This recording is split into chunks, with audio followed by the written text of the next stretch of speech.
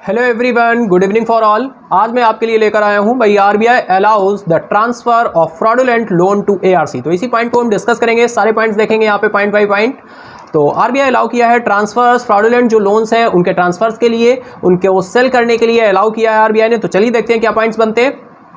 First is RBI का भाई है, चलिए RBI allows the transfer of fraudulent loans to ARC। देखिए फर्स्ट पॉइंट आ रहा है, the reserve bank of India allows lenders to sell loans that have been flagged as fraudulent to asset reconstruction companies। Asset reconstruction companies के द्वारा जो fraudulent loans हैं, धोखाधड़ी वाले loan हैं, उनको सेल करने का परमिशन दे दिया है आरबीआई ने, अलाउ कर दिया है। देखते हैं फैक्ट्स क्या निकल कर आ रहे हैं। फैक्ट्स आ रहा है, this permission by RBI paves the way for focusing recovery efforts on loans potentially worth trillions of rupees. भाई according to RBI annual report, RBI की एनुअल रिपोर्ट क्या कहती है, bank have reported fraud worth around rupee 95 trillion rupee. भाई 95 trillion rupee between financial year 19 and 21। यह RBI की annual report कहती है। बिल्कुल क्लियर, सेम स्लाइड आपके लिए हिंदी में अवेलेबल है। भाई भारतीय रिजर्व बैंक ने ऋणदाताओं को ऐसे ऋणों को बेचने की अनुमति दे दी है जो जिन्हें संपत्ति पुनर्निर्माण कंपनियों को धोखाधड़ी के रूप में चिन्हित किया गया है, जिनको आइडेंटिफाई किया गया है, उनको सेल करने का, उनको बेचने की अनुमति दे दी है, आरबीआई के द्वारा दे दी गई है। कुछ फैक्ट्स हैं, तो फैक्ट्स जैसे कि अभी हमने देखे कि पहला फैक्ट निकल कर आ रहा है, आरबीआई की यह अनुमति संभावित रूप से खरबों रुपए के ऋण पर वसूली के प्रयासों पर ध्यान केंद्रित करने का मार्ग प्रशस्त करती है। और आरबीआई की वार्षिक रिपोर्ट के अनुसार वित्त वर्ष 2019 और 2021 के बीच लगभग 95 ट्रिलियन रुपए की धोखाधड़ी की सूचना दी गई है। चलिए आगे देखते हैं। With the permission of RBI, RBI ने परमिट कर दिया है, with the permission of RBI bank can now sell loans that are in default for more than 60 days. भाई मोर देन 60 डेज हो जाएंगे डिफॉल्ट के, तो which are classified as bad loans, bad loans में classify हो जाएगा, and including fraudulent loans. However this permission is subject to certain conditions, लेकिन कुछ सर्टेन कंडीशंस रहेंगी, उसके अकॉर्डिंग ये डिसीजन लिया जाएगा। चलिए नेक्स्ट बोल रहे हैं भाई, however the transfer of these exposures to the ARC does not absolve the lender from fixing the liability of employees which is required under the extant instructions on fraud। भाई जो भी फ्रॉड्स हो रहे हैं एंड ट्रांसफर्स ऑफ एक्सपोजर्स के लिए ARC does not absolve कर रहा है lender from fixing the liability, liability आपकी फिक्स रहेगी।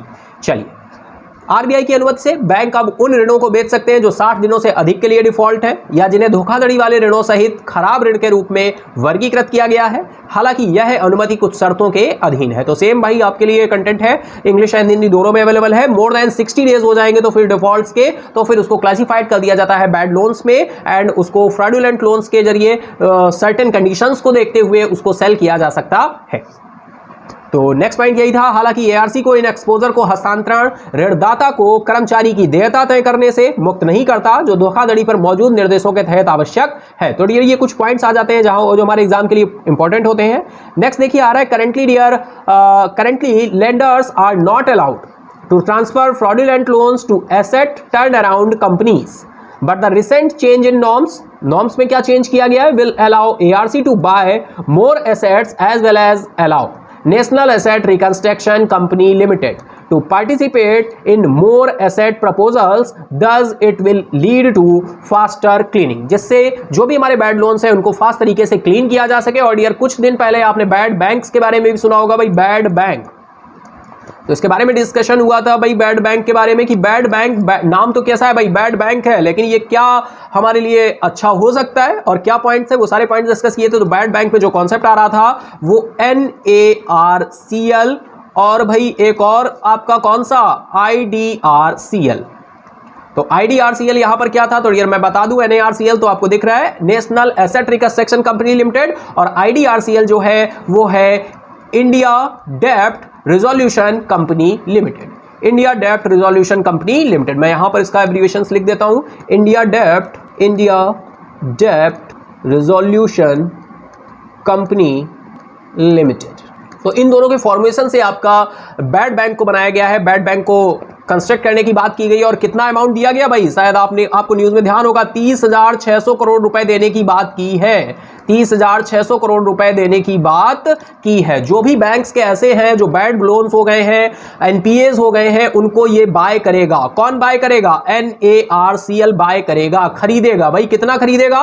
15% पे खरीदेगा। मान लो 100 करोड़ का लोन है और ये एनपीए है 100 करोड़ का किसी बैंक का, तो ये 15 करोड़ देकर क्या कर लेंगे? उस 100 करोड़ के एनपीए को बाय कर लेंगे और फिर उससे क्या करेंगे? उसको सेल करेंगे। उससे क्या करेंगे? उसको रिकवर करने की बात करेंगे। रिकवर करेगा कौन करेगा? NARCL। और जब आ जाएगा तो उनका 85% भी क्या कर दिया जाएगा? रिटर्न कर दिया जाएगा। तो NARCL और IDRCL दोनों के कॉन्सेप्ट से मिलकर, दोनों के साथ मिलकर बैड बैंक का कॉन्सेप्ट आया था, जो कि हमने डिटेल में डिस्कस किया था। चलिए आगे चलते हैं भाई। सेम स्लाइड है, देखिए। वर्तमान में उधारदाताओं को धोखाधड़ी वाले ऋणों को परिसंपत्ति टर्न अराउंड कंपनियों को हस्तांतरित करने की अनुमति नहीं है, लेकिन मानदंडों में हालिया बदलाव एआरसी को अधिक संपत्ति खरीदने के साथ साथ national asset reconstruction company limited को अधिक संपत्ति प्रस्तावों में भाग लेने की अनुमति देगा। इस प्रकार यह तेजी से सफाई की ओर ले जाएगा। भाई सफाई किसकी? बैड लोन्स की, एनपीएस की, जैसे कि बैंकों को क्या किया जा सके? अच्छी कंडीशन में लाया जा सके। जो भी बैंक हमारे एनपीएस बहुत अधिक बढ़ रहे हैं, बैड लोन्स जो हैं उनको कम किया जा सके और ऐसे लोन्स को साफ किया जा सके, क्लीन किया जा सके। चलिए आगे चलते। आगे देखिए, एक बहुत ही अच्छा सा फिगर आ रहा है आपके लिए यार। यहाँ पे देखिए जो मैंने कॉन्सेप्ट बताया वो आपको क्लियर हो रहा होगा। भाई कोई बारोवर है तो बारोवर किसके पास जाएगा? बैंक के पास। बैंक से क्या किया? उसने बोरो किया, ठीक है ना, बारो हो गया। अब क्या हुआ भाई? वो लोन आपका कन्वर्ट हो गया किसमें? बैड लोन्स में। भाई एनपीए में कन्वर्ट हो गया, लोन वापस ही नहीं आ रहा है। एनपीए का फुल फॉर्म भाई पता है सभी को? Non performing asset. जैसा कि आप सभी जानते हैं, नॉन परफॉर्मिंग एसेट हो गया, परफॉर्म नहीं कर रहा है बैंक का एसेट, तो बैंक के लिए ये लोन कैसा हो गया? बैड लोन हो गया।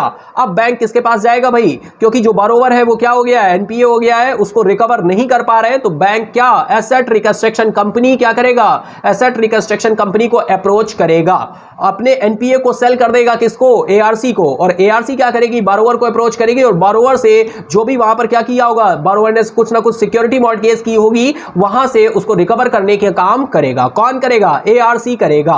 और अगर बारोवर को लगता है कि भाई हमारे साथ कुछ गलत हो रहा है या अपनी बात को रखना चाहता है, तो बारोवर अपनी बात रखने के लिए कौन से भाई दो तरह के कोर्ट्स हैं आपके, अपील कर सकता है बारोवर। कहां पर? डीआरटी और डीआरएटी में। डीआरटी जैसा कि आप जानते हैं डेब्ट रिकवरी ट्रिब्यूनल, और डीआरएटी डेब्ट रिकवरी अपीलेट ट्रिब्यूनल। तो बारोवर अप्रोच कर सकता है, अपील कर सकता है डीआरटी और डीआरएटी में। तो बहुत ही अच्छे से कॉन्सेप्ट आपको क्लियर हुआ होगा। चलिए आगे चलते हैं।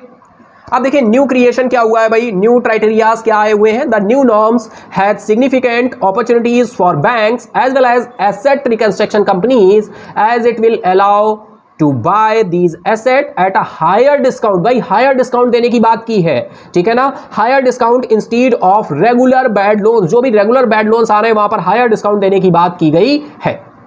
सेम आपके लिए नए मानदंडों में बैंकों के साथ साथ परिसंपत्ति पुनर्निर्माण कंपनियों के लिए महत्वपूर्ण अवसर है, क्योंकि यह उन्हें इन परिसंपत्तियों को नियमित रूप से खराब ऋणों के बजाय अधिक छूट पर खरीदने की अनुमति देगा।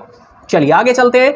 How do lender sell stressed loans. भाई कैसे लेंडर स्ट्रेस्ड लोन, चलिए देखते हैं। Lender sell stressed loans to ARC at a discount in exchange for cash or a mix of cash and security receipts.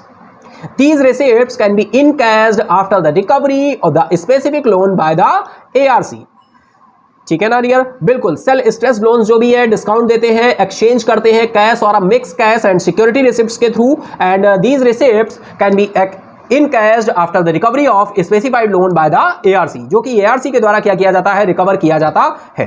Next point में बोल रहे हैं ARC charge and asset management fee. भाई asset management फी के नाम पर 1.5% से 2% का एसेट्स पर एनुअली चार्ज किया जाता है, जो कि एसेट मैनेजमेंट फी के रूप में हम जानते हैं।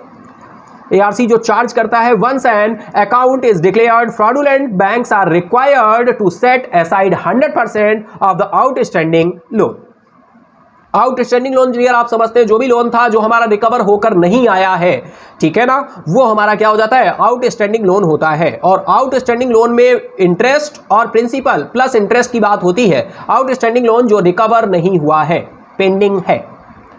यही पॉइंट है आपका हिंदी में। ऋणदाता एआरसी को नकद या नगद और सुरक्षा प्राप्तियों के मिश्रण के बदले छूट पर स्ट्रेस लोन बेचते हैं। भाई डिस्काउंट पे स्ट्रेस लोन बेचते हैं। एआरसी द्वारा विशिष्ट ऋण की वसूली के बाद इन प्राप्तियों को भुनाया जा सकता है और एआरसी सालाना संपत्ति का 1.5% से 2% का परिसंपत्ति प्रबंधन शुल्क लेते हैं। एक बार जब किसी खाते को धोखाधड़ी घोषित कर दिया जाता है तो बैंकों का बकाया ऋण का 100% अलग रखना होता है। तो आई होप डियर ये कॉन्सेप्ट आपको क्लियर हुए होंगे। तो इसी के साथ ही ये देखिए जो आरबीआई का अलाउ किया था, आरबीआई न्यूज लेकर आया था, उसको हमने डिटेल में डिस्कस किया, पॉइंट टू पॉइंट डिस्कस किया। तो आई होप आपको क्लियर हुआ होगा। चलिए इसी के साथ ही चलते हैं। Thank you everyone, have a nice day, goodbye and take care.